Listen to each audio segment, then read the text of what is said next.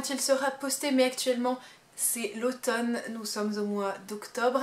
Et j'ai une pile à lire qui correspond plutôt pas mal à cette saison. Et on va commencer tout de suite avec Carrie de Stephen King, qui est un thriller fantastique, plutôt un livre fantastique qui tombe plutôt côté horreur, ouais on va dire ça comme ça, dont en fait je connais parfaitement l'histoire puisque j'ai vu l'adaptation de ciné de Brian De Palma qui date d'il y a super longtemps, que j'ai vu à l'âge de peut-être 10 ans, parce que mon père a décidé que c'était bien de voir Carrie à 10 ans. Je l'ai revu plusieurs fois depuis, j'ai vu un autre remake aussi de ce film et de ce livre, et voilà, j'étais curieuse de découvrir l'histoire derrière les films que je connais plutôt très bien. Pour l'histoire de Carrie, si vous n'en avez jamais entendu parler, on va suivre donc Carrie, qui est un personnage féminin qui a 17 ans, qui est au lycée, et qui évolue dans un univers qui est pas toujours très rigolo, dans le sens où sa mère l'a fait baigner depuis l'enfance dans un univers religieux extrêmement bigot et fanatique, donc c'est pas toujours très rigolo d'être à sa place. Elle a donc pas évolué avec les mêmes codes que les autres jeunes filles de sa génération. Carrie, elle n'est pas seulement une fille qui a pas trop de chance au niveau de l'éducation qu'elle reçoit, dans le sens où elle est pas ouverte du tout, hein, et qu'on la prive de tout ce qui existe, mais surtout en fait elle a un don de télékinésie qui la rend aussi assez spéciale, voire assez dangereuse, et vu l'hostilité qu'elle vit tous les jours au lycée, vous, vous doutez bien que ça fait pas toujours de bonnes étincelles. Elle va être invitée au bal du lycée par un garçon, et tout un tas d'éléments vont être déclenchés par tout ça, et j'en dis pas plus, mais j'ai très hâte de le lire. Il est très court, donc je pense que ça devrait le faire. Il fait un peu moins de 300 pages. J'ai donc terminé Carrie de Stephen King et c'était vraiment une très bonne lecture. Très sincèrement, moi j'ai beaucoup apprécié Carrie. Alors déjà ça se lit très vite, ça fait un peu moins de 300 pages donc ça se lit bien. C'est très fluide au niveau de la narration je trouve, donc on est bien embarqué dans l'histoire. On a plein de repères assez tôt qui nous permettent de savoir de qui on parle, où est-ce qu'on va. Je pense qu'on pourrait penser que c'est pas la lecture la plus approfondie parce que c'est vrai qu'au niveau du développement des personnages, je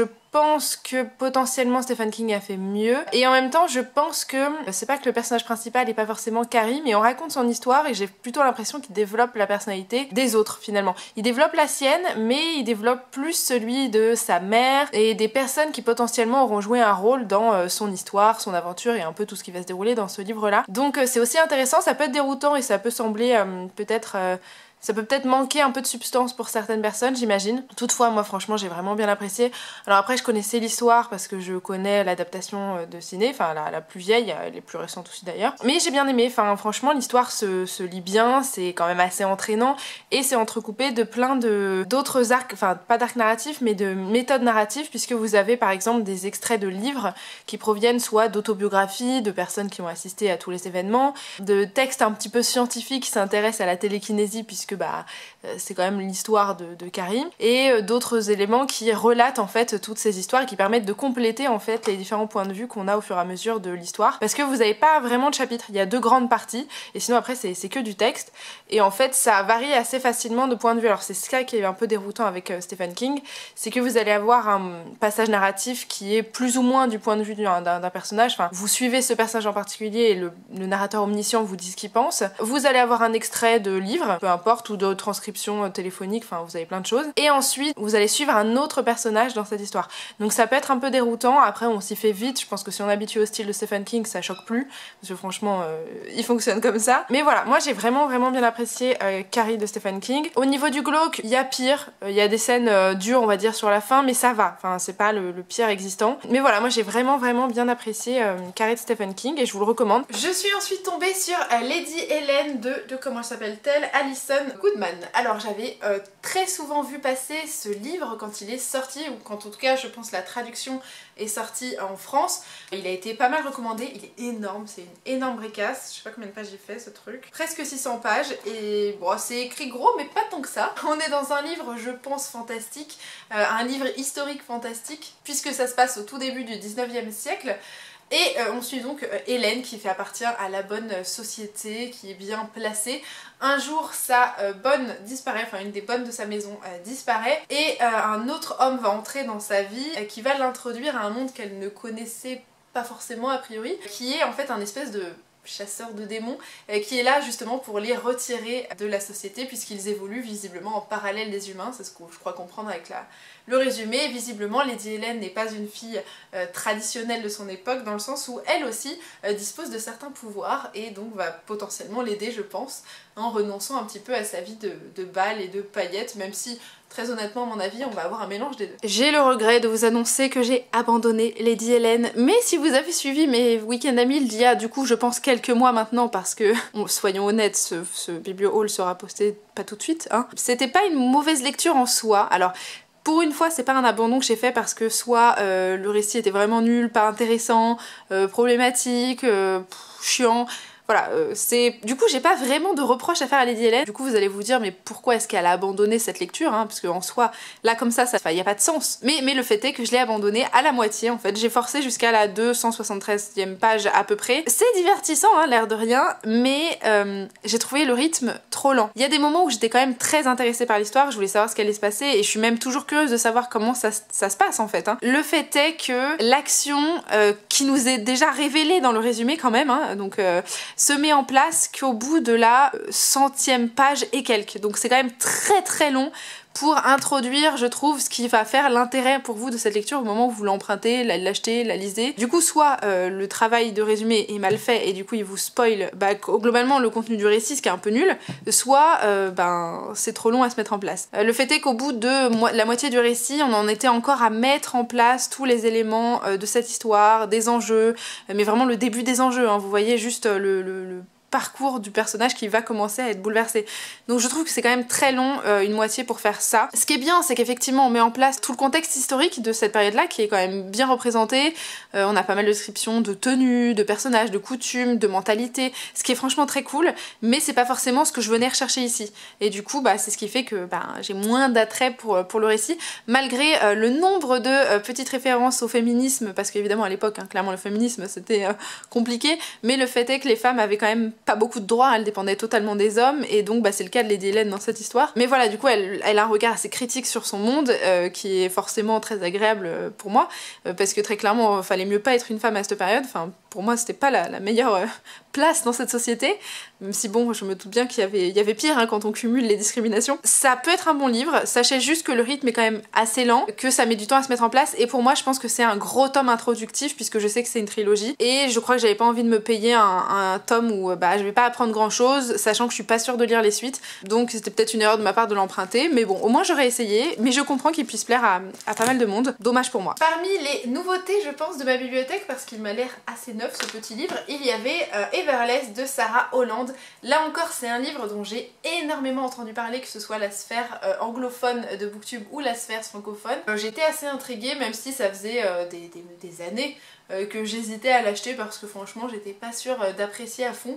Donc c'est parfait qu'il soit à la bibliothèque. Alors là-dessus on est sur un premier tome de saga, puisque je sais pas combien il y en a, est-ce qu'il y en aura 3, mais en tout cas c'est le tome 1. Et on est plutôt dans un univers dystopique, puisque nous suivons un monde où tout se paye apparemment en fer de sang, et en fait c'est le sang à travers vos veines. Et quoi qu'il en soit, on suit Julie qui fait pas partie évidemment des personnes les plus riches de cet univers, qui veut éviter que son père se condamne en payant une nouvelle fois avec son sang, puisque visiblement ils le font le temps. Elle va donc décider de se faire embaucher par une des grandes familles de Everless, qui est donc je pense une partie privilégiée de ce monde, et on nous apprend que son père lui a toujours interdit d'aller à Everless. Visiblement elle a grandi là-bas, mais je sais pas si elle s'en souvient pas ou si elle était trop petite, mais visiblement cette ville va renfermer tout un tas de mystères. J'imagine que cette famille aussi, qu'on a plein de révélations, et que j'en suis certaine elle appartenait à une grande famille où il s'est passé quelque chose avec une grande famille. On verra bien. Voilà, je pense que ça va pas être trop prise de tête et j'espère que ce sera divertissant. J'ai donc terminé Everless de Sarah Holland, et écoutez, j'ai trouvé ça plutôt distrayant comme lecture. C'est pas révolutionnaire, très clairement,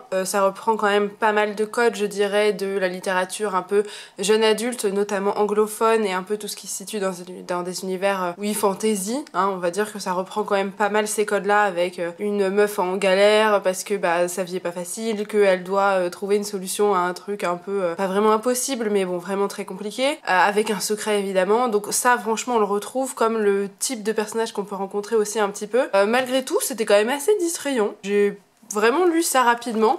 Alors c'est écrit assez gros. Bon, il y a des chapitres, ça m'énerve parce que t'en as qui font 3 pages et d'autres qui en font 20. Donc je comprendrai jamais cette logique. Mais au-delà de ça, ça se lit vraiment très bien. C'est assez divertissant. Il y a quelques rebondissements qui pour le coup m'ont surprise. D'autres auxquels je m'attendais. On va dire que ça oscillait un peu entre les deux. Mais du coup c'était pas mal parce que je me posais quand même quelques questions et Ça c'est toujours bien dans une lecture. De ce que j'ai vu sur internet, c'est une duologie, donc il y a un deuxième tome. Je pense que je serais curieuse de lire la suite, de voir comment ça se termine. Voilà, j'ai pas énormément de choses à vous dire là-dessus. J'avais trouvé qu'il y avait une réflexion sur la distribution entre guillemets des richesses qui était assez intéressante, même si elle est franchement assez brève et quand même relativement superficielle. Mais vous avez l'héroïne qui évolue dans un palais, c'est pas son univers de base, elle-même est en galère d'argent, donc du coup bah, elle voit comment les personnes de la famille royale et puis les personnes riches se servent de l'argent, consomment l'argent et comment finalement ils se servent des dettes des pauvres paysans pour leur propre plaisir sans avoir même conscience que globalement ils se nourrissent de la mort des autres, hein, voilà. Donc ça c'est assez intéressant de le signaler, d'en parler parce que c'est une réalité dans notre société à nous aussi. J'allais dire à moindre niveau mais non, enfin franchement pas forcément. Donc voilà, ça c'est une réflexion que je trouvais plutôt pas mal, qu'on retrouve quand même assez régulièrement dans ce livre, même si au bout d'un moment l'histoire entre guillemets prime sur tout ça. Voilà, bah écoutez, si vous avez l'occasion de mettre la main dessus en bibliothèque, je pense que c'est pas mal. Très sincèrement c'est pas du tout un coup de cœur, donc je vous recommanderais pas de mettre des milliers des cents dedans, enfin bon après c'est vraiment que mon avis. Mais si vous avez l'occasion de le choper en bibliothèque, bah pourquoi pas, franchement n'hésitez pas. Je suis aussi tombée sur Cogito, ou Cogito, je ne sais pas comment il se prononce, de Victor Dixon, qui est donc là aussi un livre jeune adulte qui tient cette fois-ci de la science-fiction. Je crois qu'il n'y a qu'un tome. Mais j'étais très contente de le trouver parce qu'il est sorti assez récemment, il est sorti je crois en mai de cette année, et donc je suis très contente de tomber dessus parce que franchement j'étais assez intriguée, la couverture est quand même assez jolie et intrigante, voilà vous la voyez mieux. Le résumé était assez intrigant. Pour l'histoire, on est donc dans un univers de science-fiction, on suit là encore une jeune femme. C'est un monde où visiblement les robots ont pris beaucoup de place, en tout cas les parents de cette jeune fille ont été remplacés par des robots dans leur travail. Elle a donc apparemment à cause de ça sombré dans la délinquance. Cette jeune fille donc visiblement n'a pas beaucoup de moyens, mais elle va participer à un espèce de stage qui vous permet d'améliorer vos connaissances, votre cervelle et en tout cas de développer un intellect assez fort.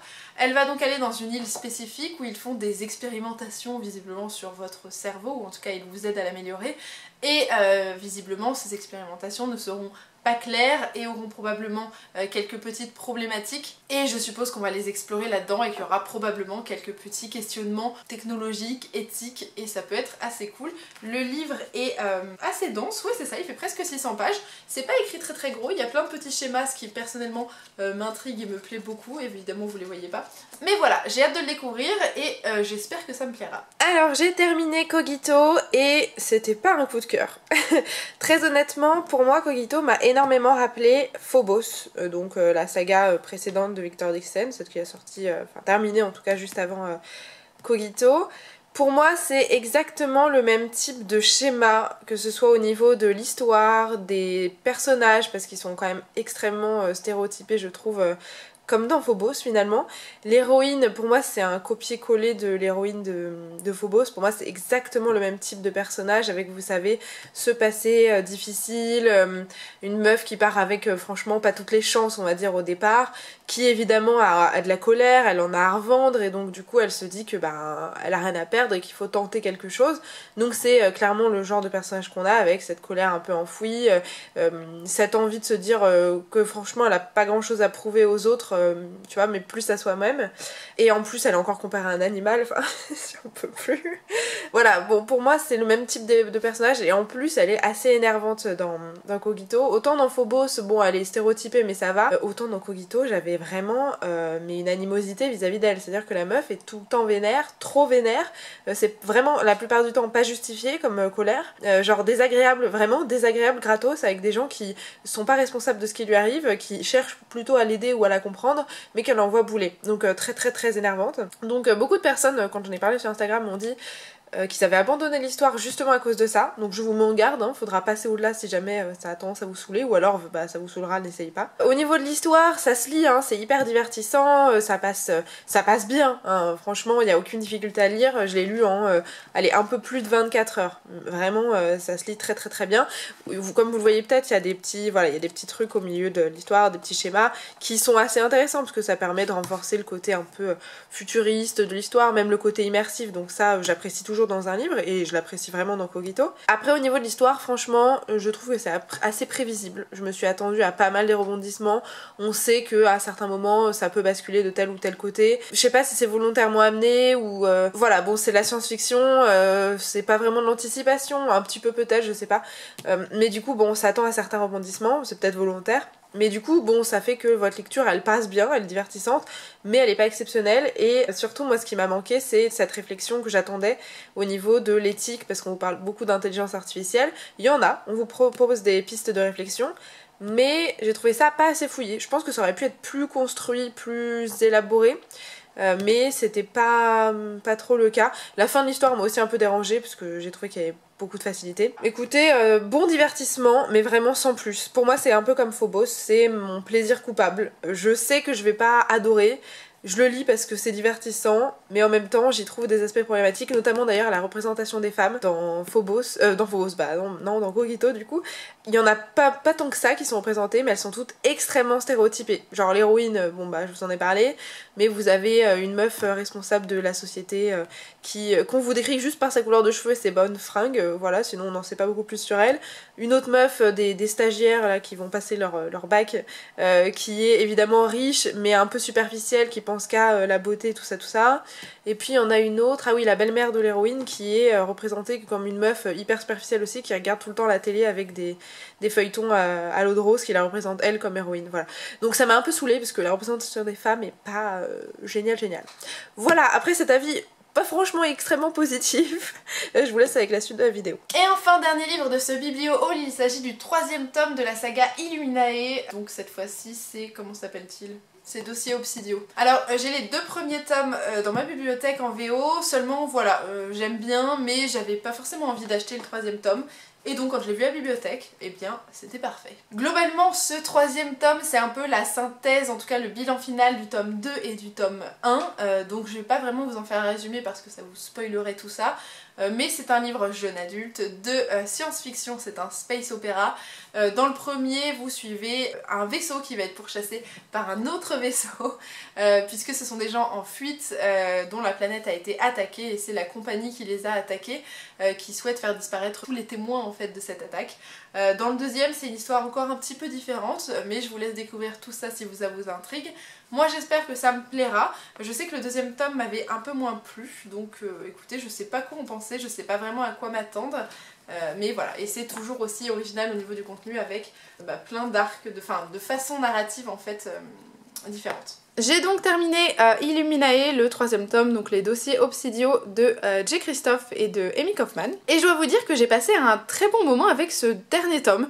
Je m'étais pas mal ennuyée pendant le 2e tome, enfin j'avais trouvé très répétitif par rapport au premier. Et le 3e pour le coup est est plus original et je trouve qu'il conclut très bien la saga. Il y a pas mal de rebondissements, il y a pas mal de suspense, il y a quelques petites surprises auxquelles moi je m'attendais pas franchement, donc je suis assez contente d'avoir pu être surprise par toute cette histoire. Je suis toujours aussi fan du principe de médias multiples, même si à mon sens je trouve que, après je pense que c'était pour aider à clôturer cette saga, il y a beaucoup de passages de vidéos, vous voyez, descriptions là comme ça, qui ressemblent du coup à une narration classique. Alors je dis pas que ça me déplaît parce que, bon c'est pas non plus gravissime, mais je trouve que du coup ça enlève un petit peu du côté original de l'édition et de la narration. Alors il n'y a pas que ça bien sûr, mais je trouve, en tout cas moi j'ai eu l'impression qu'il y en avait plus que dans les tomes 1 et 2. J'ai eu ce sentiment, ça se trouve je me méprends totalement, mais voilà. Après j'ai trouvé ça hyper intéressant. On sent des fois que c'est un peu du jeune adulte parce qu'il y a certaines choses que j'aurais aimé voir autrement. Bon après ça c'est vraiment selon chacun des lecteurs. Mais voilà, moi j'ai passé un bon moment. On a des surprises, c'est divertissant, c'est pas spécialement problématique, hormis le fait que très clairement c'est hétérocentré, cherchez pas de relations qui seront pas hétéro, il y en aura pas, s'il y a un reproche à faire c'est vraiment la diversité parce que voilà, c'est pas non plus extraordinaire. Et à mon sens franchement les romances dans les young adultes ça commence à être un peu relou quand même parce que il y en a à chaque livre, je suis d'accord que ça peut faire partie de l'adolescence mais ça peut aussi ne pas en faire partie. ce serait bien de ne pas toujours le faire. Voilà, hormis ça, franchement, ça fait le job, c'est un bon divertissement, c'est un bon space opéra si vous n'avez pas de familiarité avec le genre, même si je suis d'accord qu'il faut se familiariser avec ce mode de narration assez spécial. Mais je pense que c'est une bonne introduction, donc si jamais vous avez l'occasion de mettre la main sur le 1 ou le 2 à la bibliothèque, franchement, n'hésitez pas, hein, c'est plutôt sympatoche. Et voilà, et ce sont donc 600 pages qui se lisent quand même très vite, hein, grâce justement à cette variété de style narratif. Et ce sera tout pour ce biblio haul, j'espère qu'il vous aura intéressé, qu'il vous y aurait fait peut-être quelques découvertes. N'hésitez pas à en parler avec moi dans les commentaires, et en attendant, moi je vous dis à très bientôt. Salut!